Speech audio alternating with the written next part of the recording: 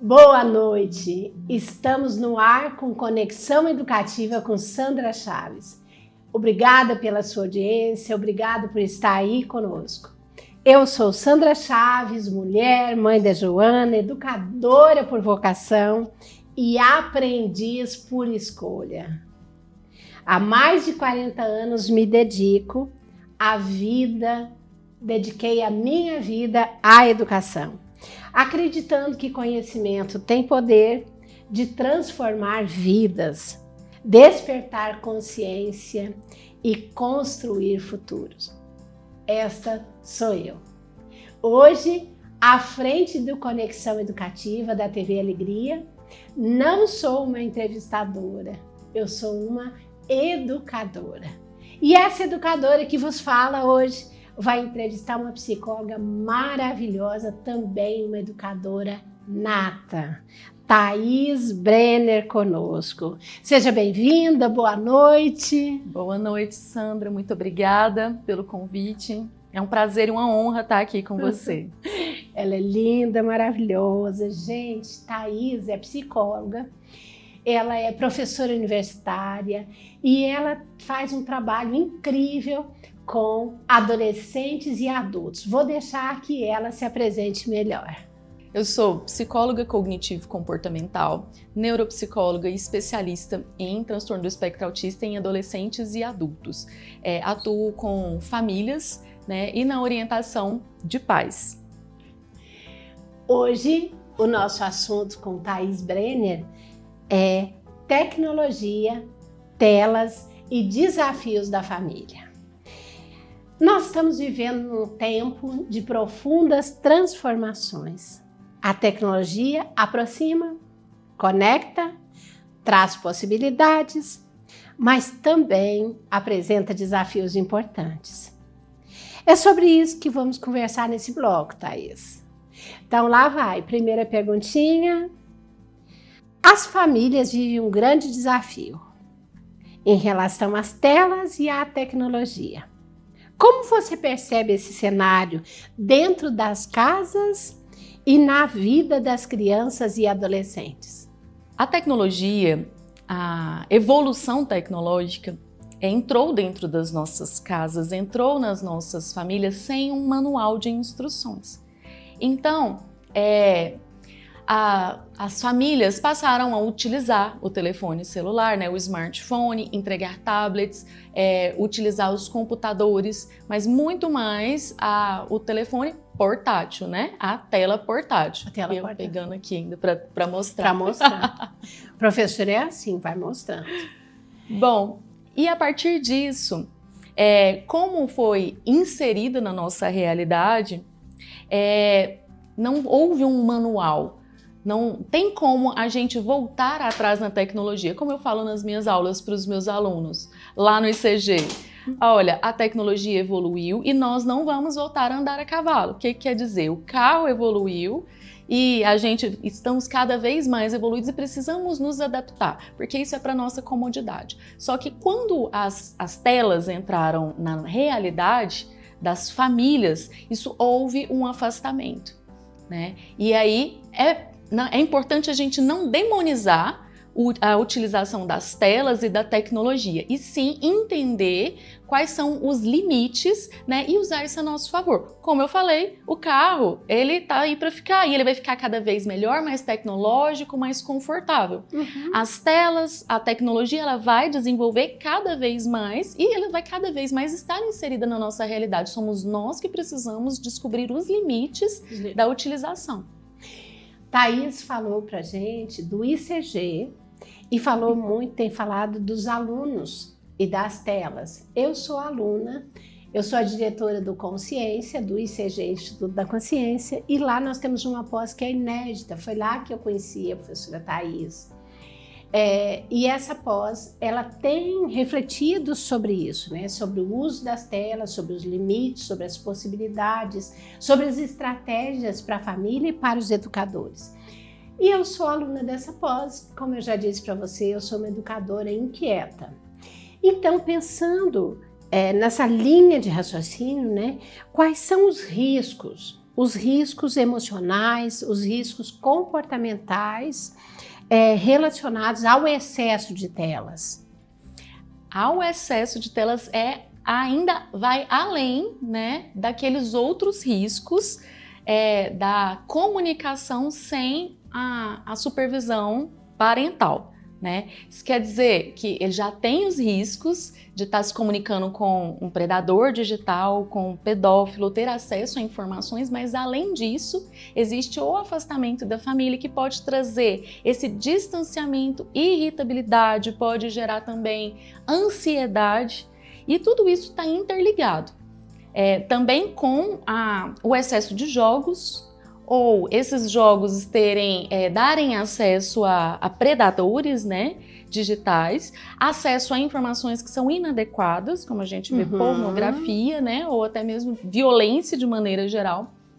Além disso, excessivamente dopaminérgico, que quer dizer, como as redes sociais, por exemplo, demonstram que o story curtinho, o YouTube com os shorts, está tudo cada vez mais curtinho para trazer essa dopamina. Junto com isso vem o estímulo de consumo. E o que acontece? A pessoa, a criança, né, que não tem o córtex pré-frontal já amadurecido, ela está ali sendo inundada de dopamina como se ela estivesse utilizando uma droga. Nós adultos já estamos nos viciando, e as crianças, então, que não têm o córtex pré-frontal já amadurecido, ele amadurece com 25 anos. Então elas já nascem em contato com as telas dopaminadas e naturalmente vão ficando cada vez mais hiperfocadas, mais focadas na tela e naquilo que a tela oferece, se afastando cada vez mais da sociedade e da família. Eu vi um vídeo a semana passada numa das aulas, e o menino de aproximadamente uns 12 anos, o pai tirou o celular e ele teve uma crise, mas uma crise extraordinária. Ele gritava, chorava, se batia, dizendo que queria morrer, que queria ir embora.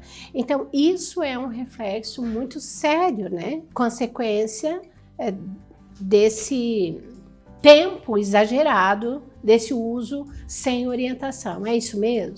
Com certeza, porque assim, a criança ou adolescente que tem esse tipo de crise, ele tá agindo assim como um dependente químico que entra em abstinência ou que sabe que ele não vai ter mais acesso àquele tipo de droga. E aí, com crianças e adolescentes trazendo ainda a dopamina, né? Então, quando ele vai ver, o pai pegou o celular e falou assim, agora tem limite, quer dizer que não tinha. Aí o pai resolveu que vai ter, tirou abruptamente. Aí ele manifestou o comportamento ali de desespero pelo aquele objeto. A gente vê esses vídeos com videogame, a gente vê esses vídeos com computador, com celular e sobre telas de maneira geral. E isso realmente acontece, mas chegou ao ponto de uma extrema dependência. Se chegou nesse ponto é porque ele estava tendo acesso. E aí para fazer o que a gente pode chamar de desintoxicação, para retirar esse celular. Tem casos que a gente vê que a criança e o adolescente foram para clínicas de reabilitação, porque elas estão assim, entrando em dependência tecnológica, né? A gente vê que tem muitos pais que usam o celular para acalmar, usa o celular para a criança ficar quieta, usa o celular para poder falar com alguém, então dá o celular. Então essas coisas a gente sabe que são equivocadas e que as consequências vêm rapidinho e não são boas, como você mesmo está trazendo. Fala um pouco para a gente disto e também do tempo, porque esse é outro elemento importante. Eu li um artigo sobre isso, sobre o tempo de exposição, o tempo possível, porque hoje é muito importante o acompanhamento da família e é importante que a família se dê conta que ela precisa estabelecer limites. E como adultos são eles, os pais ou quem cuida dessa criança que vai ter que deixar esse limite claro, né? E fazer valer esse limite. Então como é que é esse tempo, Thaís?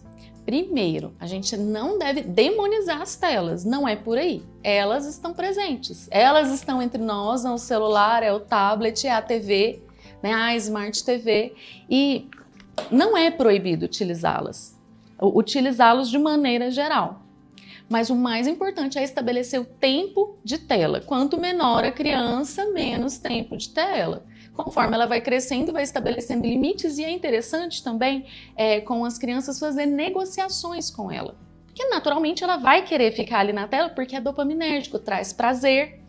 Mas para não gerar esse tipo de dependência, uma boa ideia é trazer uma negociação. Olha, você vai fazer as suas atividades e aí você vai ter direito a 30 minutos assistindo o seu vídeo. Ou jogando determinado jogo. E aí colocamos uma coisa muito importante. Jogos não é qualquer jogo. Jogos online também não é qualquer um. Né? Vídeos, esteja sempre presente para saber qual é esse vídeo que ele está assistindo, qual é o youtuber. Não é recomendável vídeos curtos como Instagram, TikTok, Shorts. É melhor optar por vídeos maiores que tenham um encadeamento de uma história para a criança acompanhar e não ficar sempre naquele scroll, né, da tela, que são várias informações, troca informação e propaganda, e isso que é a parte que traz essa parte dopaminérgica, sabe? Me traz mais novidade. Então, isso que é a parte que pode gerar esse tipo de dependência. E isso é tão verdade. Hoje eu recebi um vídeo de uma amiga, um vídeo curto, um desenho, e eu fui assistir 2,5 minutos. E era um conteúdo para criança. E eu mandei, né, para as minhas sobrinhas para assistir com as crianças, mas a minha preocupação, eu escrevi: olha, eu acho importante, olha que bonitinho, olha que trabalho, veja com o coração.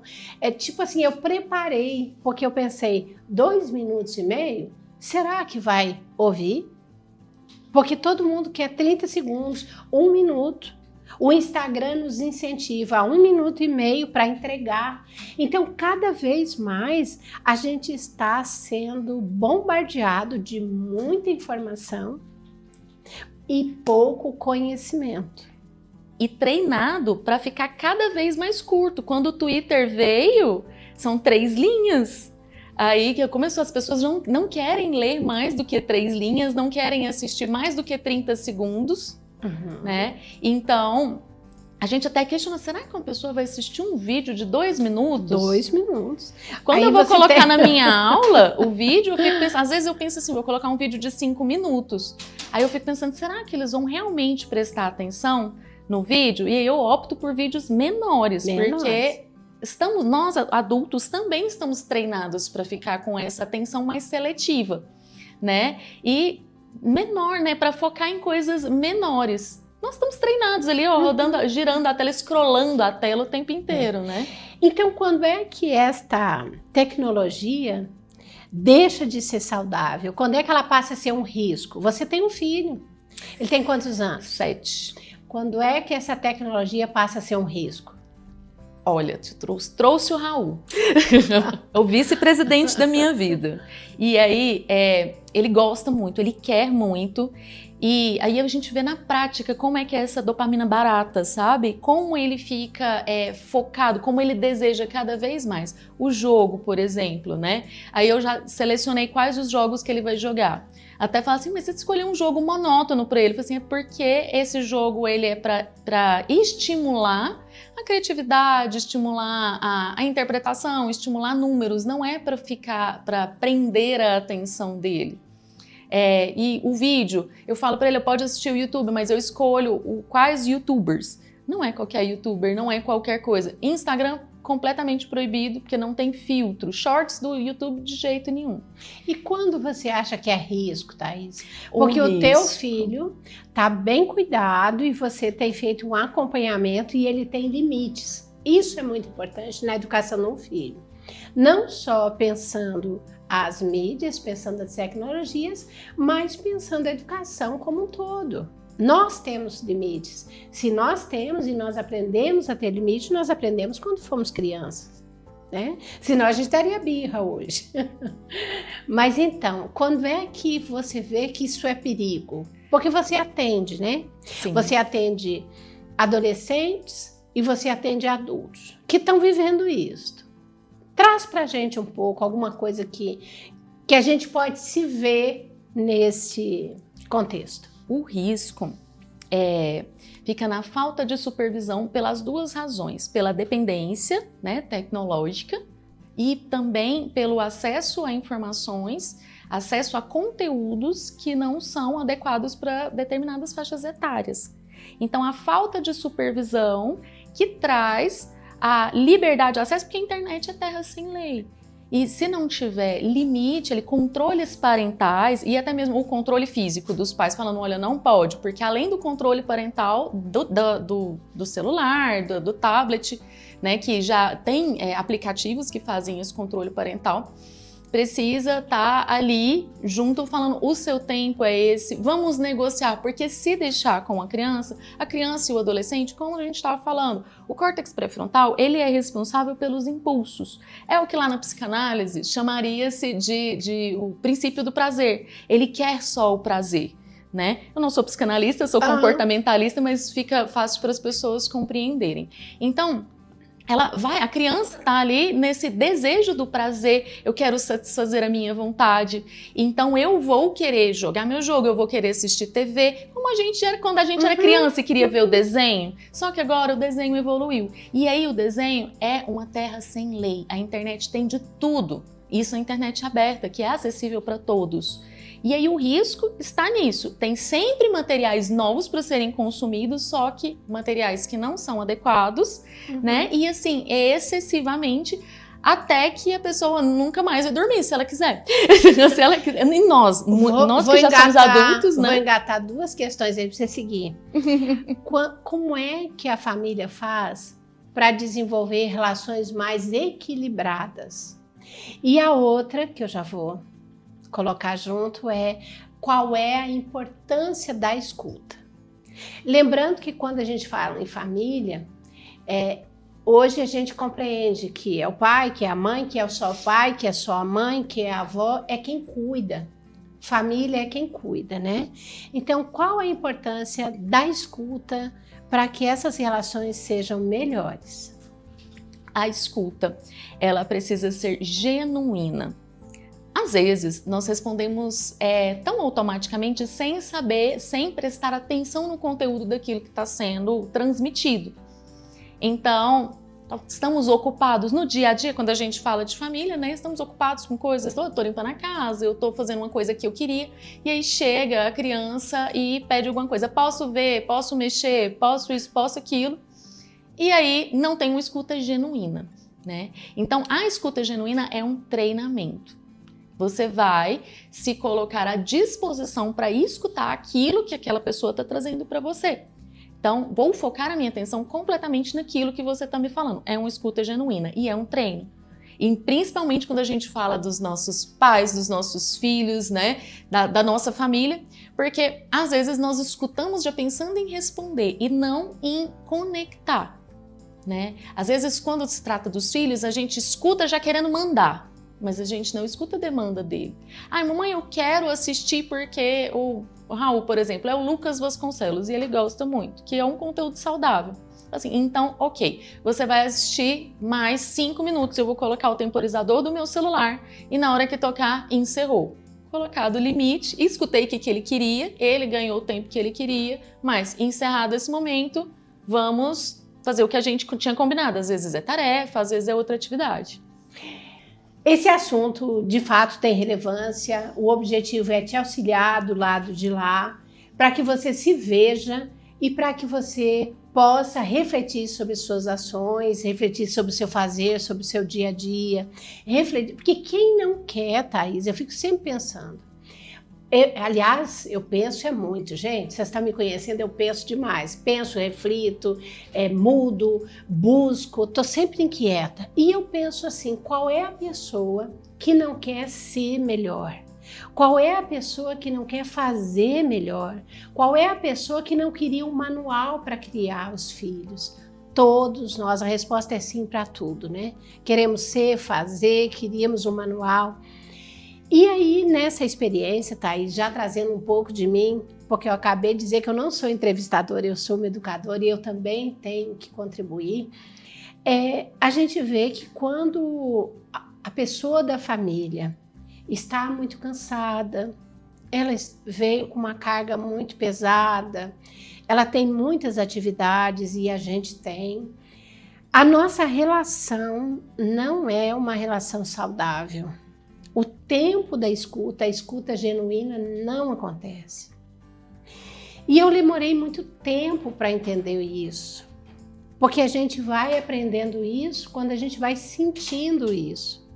Porque não é o que eu estou dizendo que vai fazer a pessoa mudar, mas ela ter vivido isso, ter dito, isso faz sentido. Então, acho que nós, enquanto família, né, a gente precisa cuidar desse tempo, né, cuidar dessa carga, desses tantos pratos que a gente fica equilibrando o tempo todo, né? Dividir um pouco. Você acha que isso faz sentido, Thaís? Total sentido. A escuta genuína que gera o vínculo. Não é só estar dividindo a mesma casa o tempo inteiro, comer junto e limpar a casa. A partir dessa escuta e da convivência mais positiva, né, as trocas, que acontece a criação do vínculo. Então, assim, quando a gente fala de criança, essa construção do vínculo vai ser construído gradualmente. Mas aí vamos supor que é uma família que ali nunca valorizou esse tipo de vínculo, nem a comunicação, e aí a criança criada na tela o tempo inteiro, até brinco, falo, vai ser criado pelo Felipe Neto, né? Hoje em dia nem mais o Felipe Neto, mas ficava assistindo os vídeos e depois ia reclamar lá no comentário do vídeo dele, você influenciou mal o meu filho. Ele deu uma resposta fantástica. Ué, porque sou eu que estou criando o seu filho? Por que você está deixando o seu filho ter acesso aos meus vídeos, sendo que não são adequados para ele? Então, a resposta dele foi fantástica. E é basicamente isso. Então, a construção do vínculo no decorrer do crescimento, né, da criança, nos períodos da vida dele, é com a escuta, a percepção, o contato, a atenção, principalmente o amor. E aí, como eu estava dando um exemplo, a família que não deu esse tipo de atenção, e aí vem um adolescente e começa a dar muito trabalho. Eu falo assim, mas agora eu quero fazer alguma coisa. Agora você quer construir o vínculo? Depois de tanto tempo, você teve a infância inteira, a pré-adolescência, para criar um vínculo com seu filho. O vínculo é construído tijolinho por tijolinho. Ele só tinha aquele meio social primário, era uma mãe, o papai, o neném, a vovó, uma família petitiquinha. Agora ele está vendo muitas outras pessoas, ele está tendo contato com as outros adolescentes, ele está procurando a turma dele. E aí você fala, mas agora você tem que ficar aqui com a família. E eu falo, mas a minha família não me ensinou a ter um vínculo familiar. Eu vou procurar os meus amigos. Aí o pai e a mãe ficam malucos. Nosso tempo está acabando. E a gente vai para o intervalo e volta já já. O futuro que você deseja começa com uma decisão: investir em você. No ICG Instituto da Consciência, há 17 anos formando profissionais de sucesso, você encontra a qualificação que o mercado procura e as oportunidades que a sua carreira merece. Escolha entre pós-graduações com certificado de 400 até 720 horas aulas presenciais, por videoconferência ou híbridas, com material completo no Drive, professores experientes e sem TCC. Se o seu objetivo é conquistar espaço no mercado imobiliário, faça o curso técnico em transações imobiliárias, TTI. No ICG, contamos com ensino à distância com aulas e avaliações online, estágio nas melhores imobiliárias e certificação com validade em todo o Brasil. As matrículas estão abertas. Siga nosso Instagram, @ICG Consciência. Sua matrícula é o primeiro passo para o sucesso.